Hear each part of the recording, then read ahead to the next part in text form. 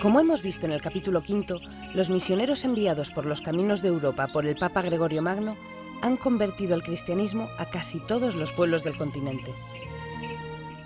Aún quedan fuera de este proceso los lombardos y, en parte, los visigodos. Estamos ya en el siglo VI. Y en el escenario europeo aparecen como una tromba estos pueblos, lombardos y visigodos. Aún no conocen el Evangelio, pero pronto lo conocerán gracias a los pueblos que ya han sido conquistados por la palabra de Jesucristo, por la palabra del Evangelio.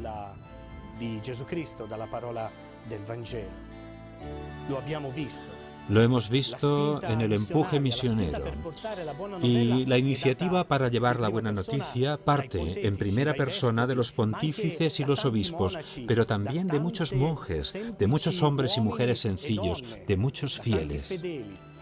Los lombardos y visigodos entran en estas comunidades que ya son cristianas y están bautizadas. Y no pueden evitar ser conquistados por la palabra que es Cristo, por la palabra que hace que Europa sea cada vez más cristiana. Para comprender mejor lo que está sucediendo en Europa, volvamos al año 496.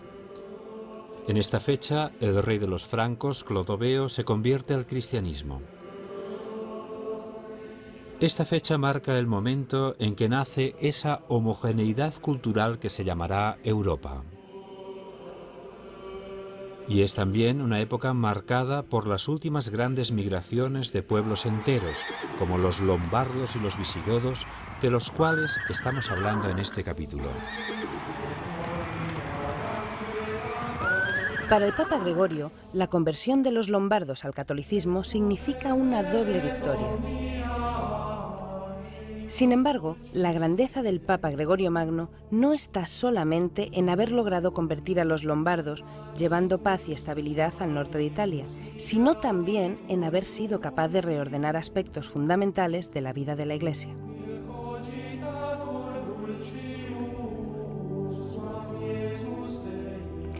El pontificado de Gregorio Magno se enmarca en un momento histórico complejo.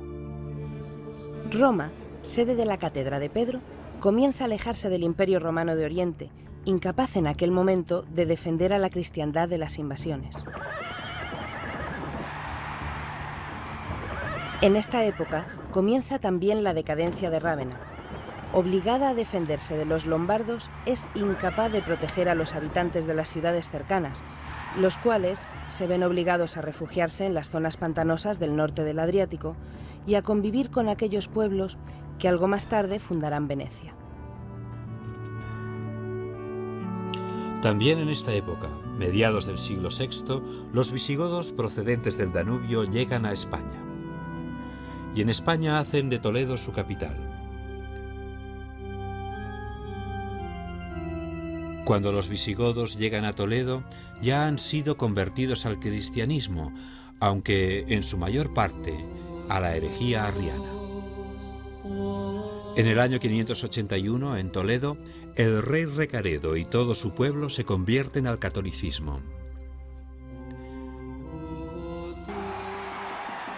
Este recorrido de los visigodos desde el Danubio a Toledo es también un recorrido espiritual por tierras de Castilla, tierras latinas y católicas que, con su historia y sus tradiciones bien arraigadas, influyen poderosamente en el rey Recaredo para que no dude en su conversión a la Iglesia de Roma.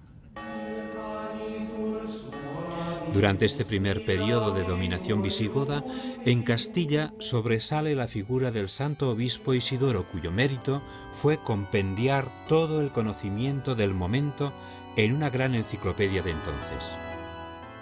La tradición cuenta que San Isidoro fue dictando simultáneamente a varios monjes amanuenses.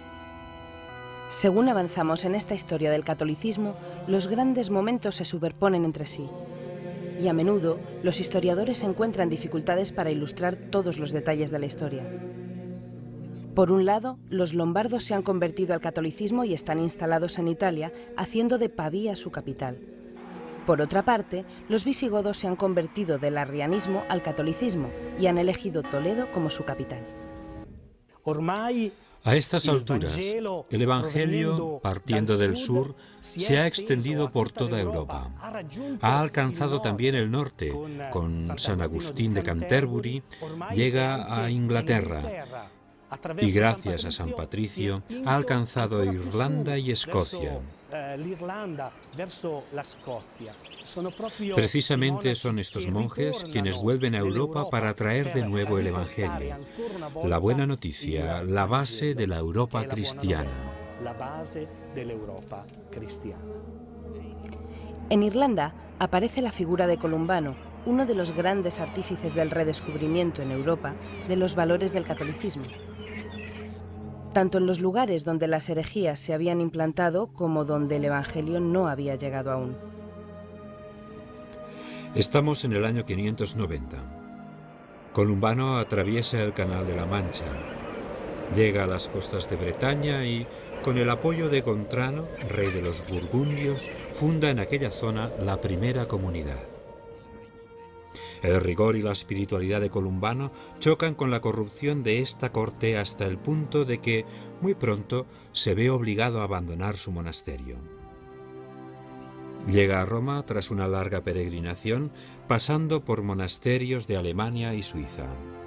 La fama de Columbano y de su rigor espiritual y religioso llega pronto a la corte lombarda de Aguilulfo y Teodolinda.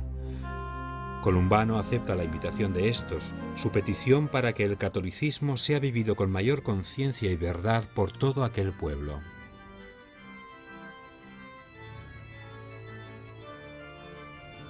Un ejemplo de la actualidad, la familia espiritual La Obra, reconocida por Juan Pablo II en 2001 y fundada por una mujer belga, Madre Giulia Ferragri, una mujer sencilla pero sabia, una mujer con una gran fe y profundo amor por la Iglesia, como lo fue Columbano.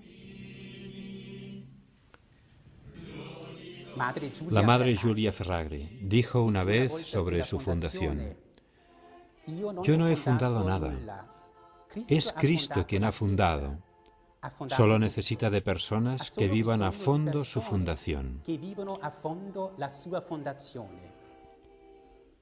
¿Y qué significa para nosotros vivir a fondo la fundación de Cristo?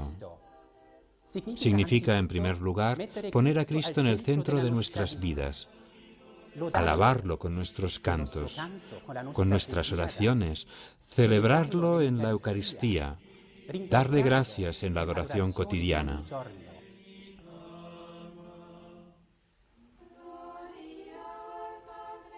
Vivir la Iglesia, además, significa escuchar con fe la palabra de Dios y la sana doctrina de la Iglesia. Dice la Madre Giulia, vuestra vida debe ser un evangelio vivido. Este es el testimonio más convincente para el hombre actual. Amar a la Iglesia y hacer que los demás puedan amarla.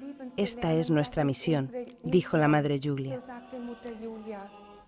De la oración debe nacer el apostolado, y por ello pasamos cada día varias horas en la capilla. Así es como hablamos, dialogamos y sobre todo escuchamos a Cristo.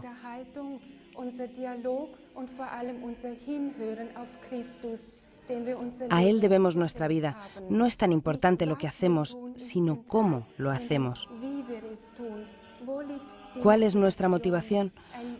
Debe ser la de servir. Partiendo de la relación, de la amistad con Cristo, tratamos de saber cómo responder a las necesidades de nuestro tiempo, cómo devolver a Dios y a la Iglesia las diferentes realidades de nuestra sociedad y de la propia Iglesia.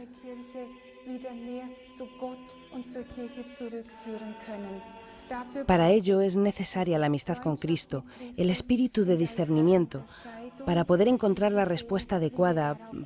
Para ello hace falta espíritu misionero. Para ello hemos entregado nuestra vida.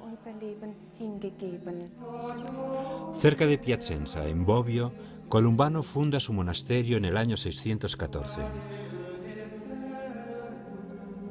Así entró la cultura monástica en el mundo lombardo, exactamente un año antes de la muerte del mismo Columbano. La santidad de este monje es reconocida por la Iglesia. Durante siglos, Columbano influirá en los procesos culturales, religiosos y espirituales que recorren desde el norte de Europa el camino de la nueva evangelización. El mensaje de Jesucristo, que partió en un principio de las regiones del sur, vuelve y se difunde desde el norte, desde las zonas más alejadas de Jerusalén. Esta vuelta es una señal de la providencia que, tanto ayer como hoy, hace que la palabra de Dios pueda crecer en el corazón de las gentes. Así pues, los bárbaros se convierten en promotores de la evangelización de Europa. Ellos son el primer gran milagro de la providencia. Llegaron para destruir y ahora son los artífices de una nueva gran construcción que ha desafiado a los siglos y que se llama Europa. Los bárbaros se convierten en los fundadores de la Europa cristiana. La paz triunfa sobre la muerte, el amor sobre el odio, sobre las llamas que habían provocado anteriormente las hordas bárbaras. La providencia, hombres que transforman la antigua historia en nueva, fundan la Europa de la Edad Media, de las catedrales, de los versos de Dante y de la chanson de Roland. Y como siempre, el designio de la providencia triunfa sobre cualquier aparente decisión humana.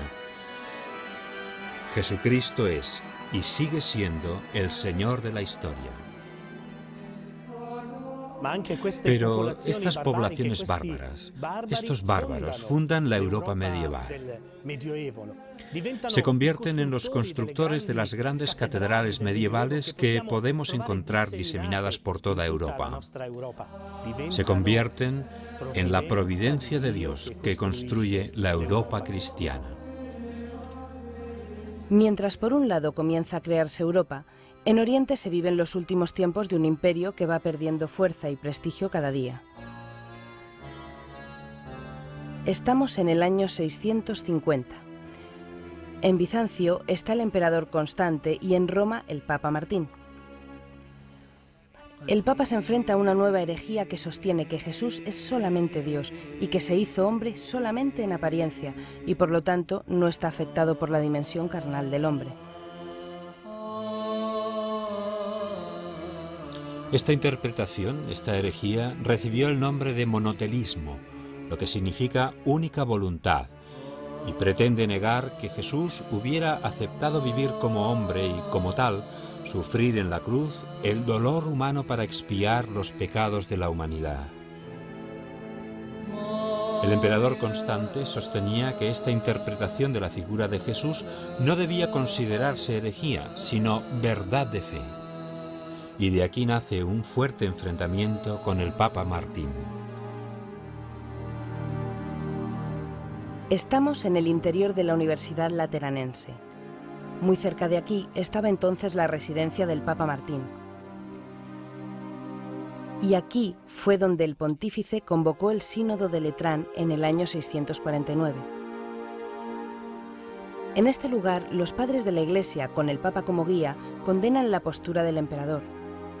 La reacción del emperador de Oriente no se hará esperar mucho. Envía a Roma a sus soldados que arrestan al Papa y lo mandan encadenado al exilio. Muere en Quersoneso, Crimea. Con el sucesor de Martín, Agatón, triunfan de nuevo la verdad y el primado de Pedro en materia de fe. La arrogancia de los poderosos nunca llevará las de ganar. Jesús, desde lo alto, defiende a su pueblo y a su vicario en la tierra.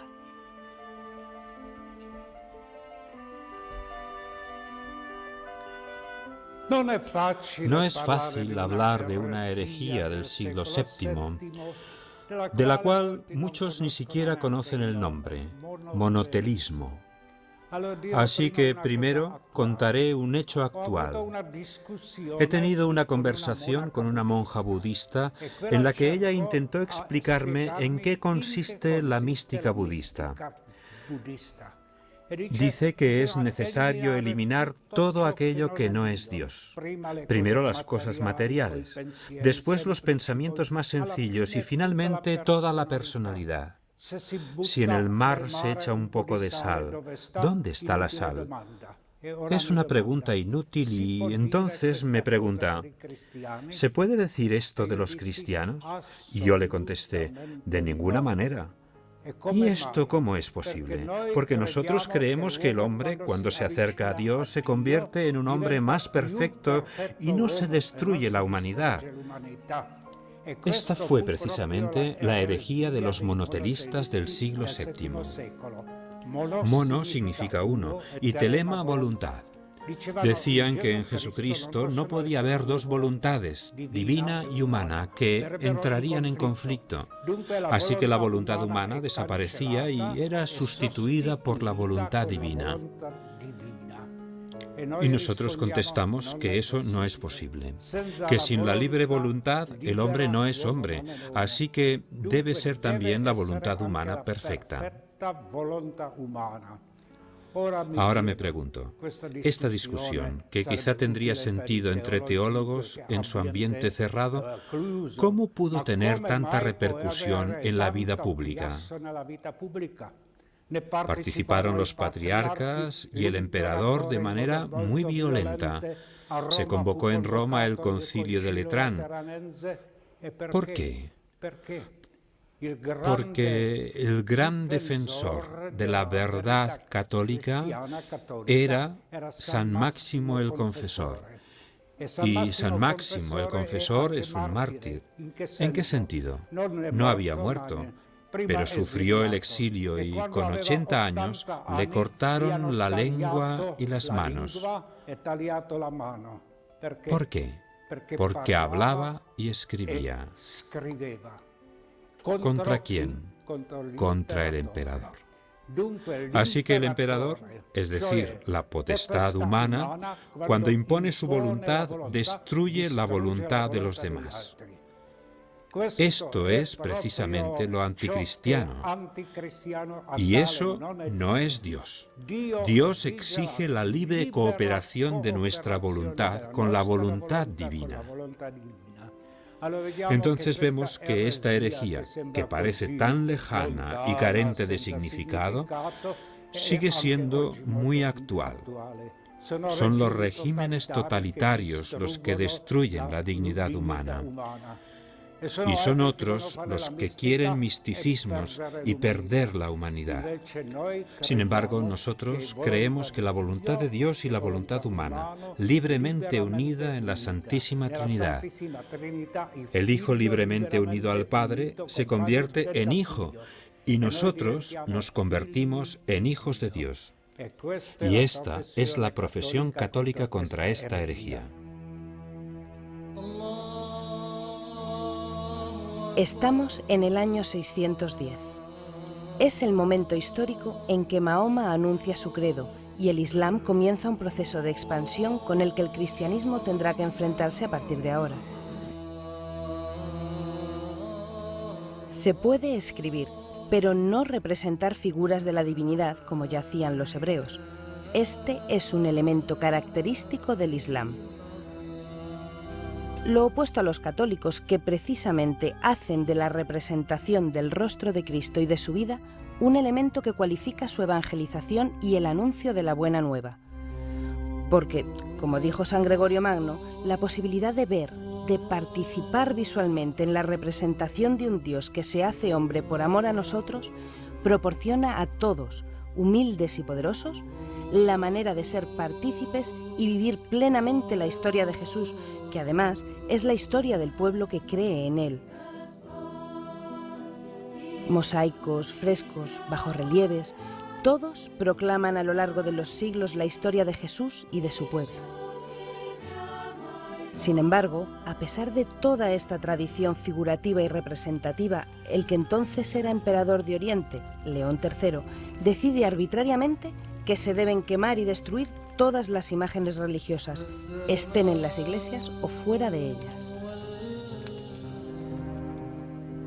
En este contexto de iconoclastia aparece la gran figura de Juan Damasceno, uno de los padres de la Iglesia que, a partir del año 740, comienza a escribir frente a una imagen de la Virgen María.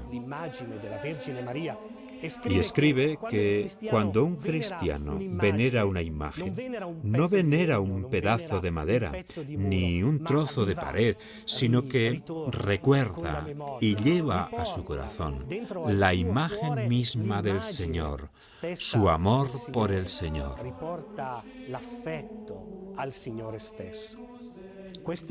Residuos de esta iconoclastia se pueden encontrar aún entre un cierto fundamentalismo que quiere solamente destruir aquello que hay de bueno, precisamente porque la representación del bien no hace otra cosa que ayudarnos a vivir la bondad, a vivir el bien en medio de la humanidad. Y me viene a la memoria la figura de Francisco de Asís. Muchos quizá conozcáis los maravillosos valles de la Umbría. Contemplando una belleza tal, ¿cómo no podía convertirse en santo un hombre que hablaba con todos, hombres, animales? Un hombre que hablaba con la creación. El bien nos ayuda a hacer el bien y la representación del bien no puede provocar otra cosa que la necesidad de buscarlo.